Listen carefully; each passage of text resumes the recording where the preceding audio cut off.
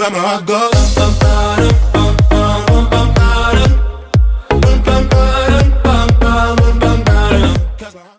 Alright, hey gang, welcome back to my channel. Be sure to like and subscribe if you enjoy this video, and we're going to get on with our first video of Core 2, Factors Affecting Performance. So the critical question for this video, or for this section of Core 2, is how does training affect performance? So what are the things that athletes do in their training time, so not game time, but training time, to improve their ability to then play in their game or their chosen event? The first dot point we're looking at today is looking at energy systems, and there are 3 of them that we will go through. With these dot points, you need to analyze each of the energy systems that we go through, exploring the following: source of fuel, the efficiency of ATP production, the duration the system can operate, the cause of fatigue, the byproducts from that energy system, and the process and rate of recovery. Now that is a lot of information to remember, so I am going to sort of do it up in a table. And then most questions you actually get on this dot point in your HSC exam will actually be in multiple choice. So you've just got to basically pick the right bit of information that relates to the event. There are some short answer questions related to this as well, but we will go through them in class. It's not very hard at all. Okay, let's get to it. The first thing before we actually cover the 3 energy systems is this important point which you need to understand. The 3 energy systems do not operate independently, okay? All 3 will always contribute to whatever you're doing. However, there will always be one energy system that is dominant, okay, or the predominant energy system in this activity. So you need to get used to using the word dominant predominantly, because when you write about this in your exam, they're the types of things that you'll need to talk about, okay? You can't just say that this sport uses this energy system, because that's wrong, because whatever it is will use all 3. Otherwise you'll die. I like saying that, it's good. Okay, now let's get into it.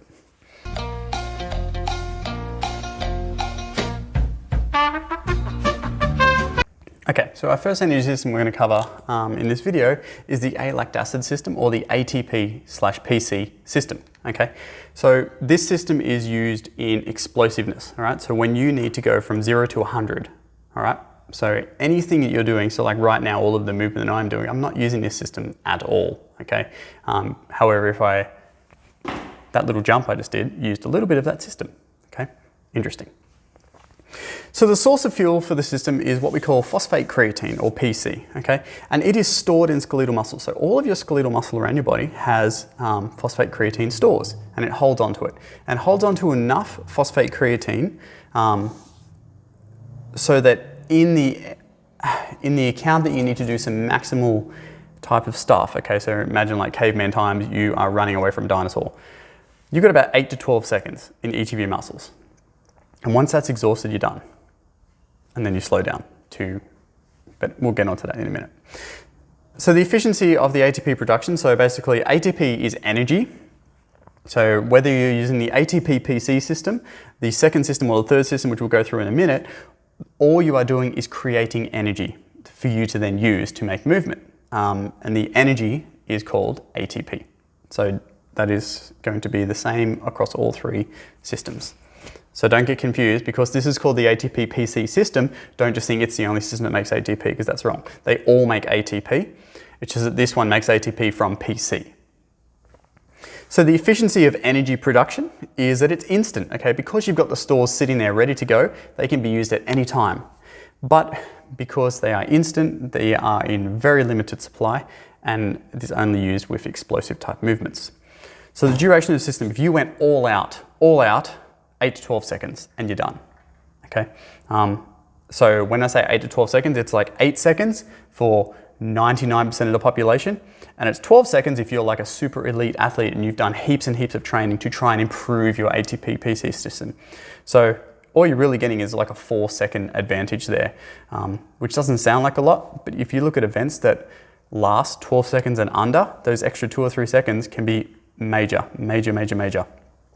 So cause of fatigue in the ATP-PC system is that the phosphocreatine stores are simply exhausted, they run out, okay? So let's say, I don't know, I'm doing bicep curls. My bicep has X amount of phosphocreatine in it, so as I start contracting as like maximally as I can, my phosphocreatine stores are used to improve the energy being utilized from my bicep. And after about 8 to 12 seconds of curls, my body will be like, I can't do this anymore, this is too hard, and it will shift gears, so to speak. And we'll talk about that when we get to the next energy system. The byproducts created, so when we create energy in the body, we always create heat, okay? Because it's like a little explosion, it's like a fire in a train, okay? So, but other than heat with the ATP system, there is no byproducts, so that's a good thing, all right? So the body doesn't have to work very hard to, recover from it. And because of that, the process and rate of recovery, it only takes 2 to 5 minutes for full recovery of your ATP system. So you could go to the top oval, do a full out sprint, 100 meters, you feel really tired, your legs might be a little tired, your heart's like beating out of your chest and you feel like you're gonna die. Within 2 to 5 minutes, you will have all of your ATP back in all of the muscles that you just used to sprint, and you can do it again. So that's good. Now the process of recovery, this is a little bit tricky. Generally you don't get asked questions on it, but you do need to understand it. So you've got ATP, so that's energy. When you use this system, what's happening is you've got adenosine triphosphate. Okay, so what that is, it's an adenosine molecule, and then you get 3 phosphate, so triphosphate, you get 3 phosphate molecules attached to it. So that's energy. When we use the ATP system, what we're doing is when you use any system really, you break off a phosphate chain, okay, like that. And by simply breaking that chemical reaction is what creates energy. That gives you the go, so to speak. But this then becomes adenosine diphosphate. In your muscles, I explained already that you have basically a limited stores of phosphate creatine. So you can think of a little tank, okay, it's got phosphate creatine just sitting there, okay, whole bunch of phosphate molecules. So as you create energy using the ATP system in those explosive movements, your little tank in each of your skeletal muscles will put a P right back there. So we've got ATP again, we can go again, and we can go again, and we can go again, but eventually your tank runs out and you're done. Once your tank's completely empty, you wait the 2 to 5 minutes and that tank will slowly fill back up again. Examples of things that you would do that use your ATP system predominantly or dominantly, like I talked at the start of this video, so striking a ball. So if I'm just standing here and I wind my leg back and then I kick a ball as hard as I can, that contractile force, okay, through my quadriceps, my hamstrings and my calves would use ATP. Now you think about it, striking a ball only takes a second, okay? So you've got plenty of ATP to constantly use that, but you don't just use that when you play soccer, for example. Maximal lifting, so like 1 repetition maximum lifting, so think of like power lifters, weight lifters, Olympic weight lifters, things like that. So when they do their lifts, they're predominantly using the ATP system. And sprinters, so if you go all out, like Usain Bolt, 0 to 100, you are going to predominantly use your ATP system. Cool, that's our first one.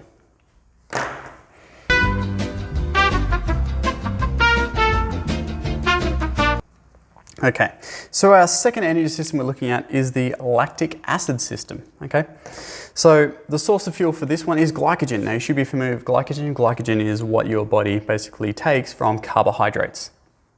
So glycogen is stored in our skeletal muscles, but it's also floating around in our bloodstream depending on what we've eaten, okay?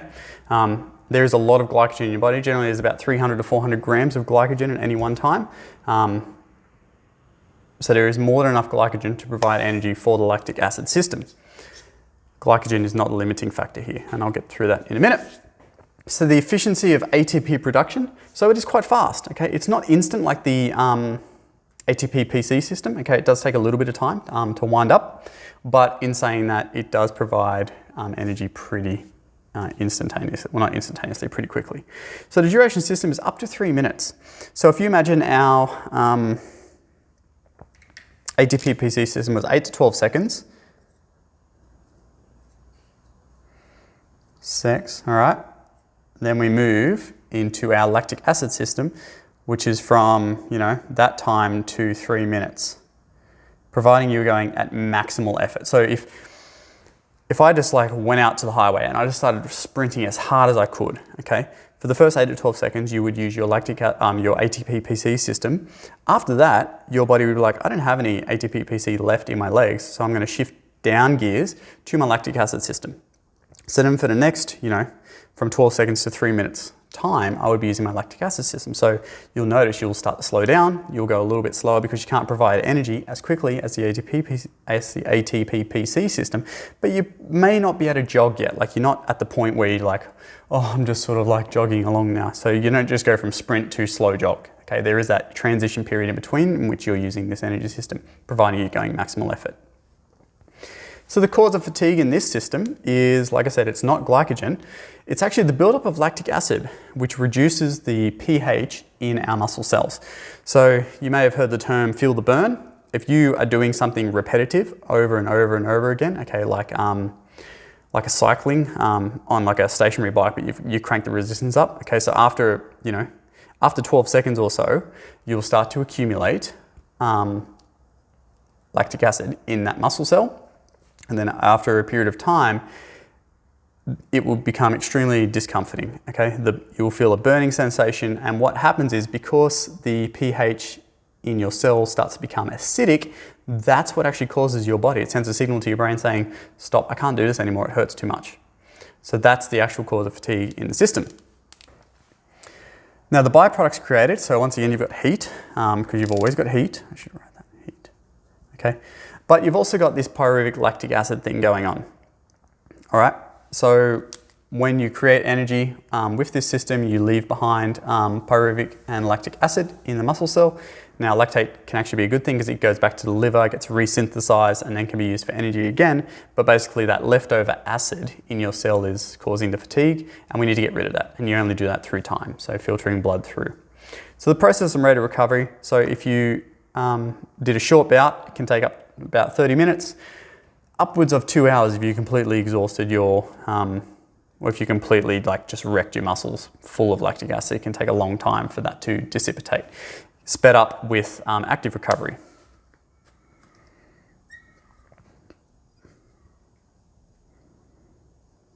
All right, so active recovery can make that go a little bit faster because you're promoting blood flow through the muscle, therefore you're removing the acidic parts faster. So examples. So let's say you are a soccer player and you're just going to do a run across the field. So it's not like a slow jog. You're trying to get there fast, but you're not necessarily at a sprint pace. So what you do is you'll run pretty fast, and then if you see the ball or you see a defender coming, then you might gear up into a sprint. So that quick run that you're doing in between a jog and a sprint could be using our lactic acid system. If you're doing like a high repetition set, so think of like a set of bicep curls, we'll do that again, but instead of it doing like a 1 rep maximum lift, or I'm doing like, a short amount of bicep curls at maximal effort, I'm doing like 15 to 30 repetitions, okay? And that can take, upwards of a minute or 2 minutes, whatever, depending on how many reps you're doing. And then you'll start to feel that burning sensation. The burn is a dead giveaway that you're using the lactic acid system. So rowers would use the lactic acid system a fair amount, okay, because their constant contractile motion of their backs, okay, gets filled with lactic acid. Cyclists, the same thing with their legs. And then like short distance runners, so 200 meter to 800 meter runners, obviously they'll be using the ATP-PC system first, and then they'll kick into the lactic acid system. Now, interestingly enough, before I go on to the next energy system, you'll notice that both of these sources of fuel hasn't used oxygen. So the ATP-PC system was just phosphocreatine, the lactic acid system was just glycogen, and neither of them use oxygen. So when an energy system, so when those two energy systems that we've just covered don't use oxygen, they are called anaerobic, which means without oxygen. The next energy system is actually called the aerobic energy system, and guess what? It uses oxygen, so therefore it is aerobic. But I do need you to make note that the ATP-PC system and the lactic acid system are both classed as anaerobic. And let's get into the last one.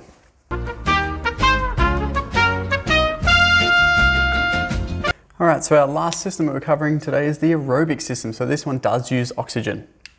So the source of fuel is glycogen. So remember I said you've got all that glycogen in your body. You don't use a whole lot when you use the lactic acid system. The rest of it is used for the aerobic system. But to use that glycogen, we also need oxygen. So what that effectively means is that the ATP-PC system and the lactic acid system can produce ATP without you needing to breathe. Now obviously you need to breathe to survive, because remember the energy systems don't run independently. So while your sporting event may just be using ATP-PC, The rest of your body systems are still using the aerobic system. So I'm using the aerobic system right now. Use the aerobic system right now watching this video, and you use it while you sleep. It's just, this is the one that's running all the time, okay? If this one stops, you stop permanently. So the efficiency of the ATP production is, it's still quite efficient, but it's just lower than the other two, okay? It takes a little while to create the energy, but the duration of the system is indefinite, okay? It's indefinite because it will continue to run until you die, basically. However, in saying that, there is a significant performance decrease when your body actually runs out of glycogen. So you always have oxygen, providing you're on Earth, but you may run out of glycogen depending on how much glycogen stores you have in your body. That usually happens at around 60 minutes time for an elite athlete. And what that's called is it's hitting the wall. Okay, you may have heard that reference before. So a marathon runner is very, very common occurrence. They will run, and in about 60 minutes time, you will see their pace significantly decrease, okay? Because at that point, their glycogen stores have been exhausted and they're having to basically get the glycogen from their bloodstream as opposed to what's in their muscles, which takes a lot longer, okay? So it can still run, but there is a decrease in performance there. So the cause of fatigue with our aerobic system is that there are a lack of nutrients available to create ATP efficiently as required, all right? So basically you can sit on your butt all day and watch Netflix and you'll have enough aerobic energy system substrate in your body to do that, like for a very long time. However, when you start exercising, you know that your skeletal muscles are needing ATP to contract. Eventually what happens is that the need for your muscles to contract outweighs the amount of glycogen and oxygen that are available, and therefore you tire and you stop. When we create ATP using the aerobic system, there are a few things that come from byproducts. So obviously heat, carbon is made, okay? And you know, how do we get rid of carbon in the body? Well, we breathe it out, carbon dioxide. And hydrogen, and how do we get rid of hydrogen in the body? Okay, hydrogen binds, and therefore we sweat it out. So these byproducts are pretty easily removed from the body, which is good. Now the process and rate of recovery for our aerobic system is that providing you have a good post-exercise meal, like a good refeed, 24 to 48 hours. So you need to obviously replenish all of the, you need to replenish your water. Jeez, why am I struggling with that? You need to replenish your fluids to make sure that you've got enough there, and then you also need to replenish all your carbohydrate stores. And then after that, your body just needs 24 to 48 hours rest before it should be able to perform at maximum level again. If you're not eating correctly post-workout and the following meals after your event, then the rate of recovery can take a fair amount of time. Examples for the aerobic energy system, you've got just general movement. So this whole time I've been using my aerobic energy systems when I did a little jump before and a little kick. Marathon runners will predominantly use the aerobic energy system. So they will, because their event is so long, they will use their aerobic system majority of the time. They then may kick into their lactic acid system if they're running up a hill, or they may do use a little bit of ATP PC for like a sprint start or a sprint finish. So you can see how the energy systems can all interplay with each other. And basically any event of long duration is going to predominantly use the energy system. So the last thing I want to do is draw a little a graph on the board, and I want you all to copy it down in your book to help illustrate how this all looks.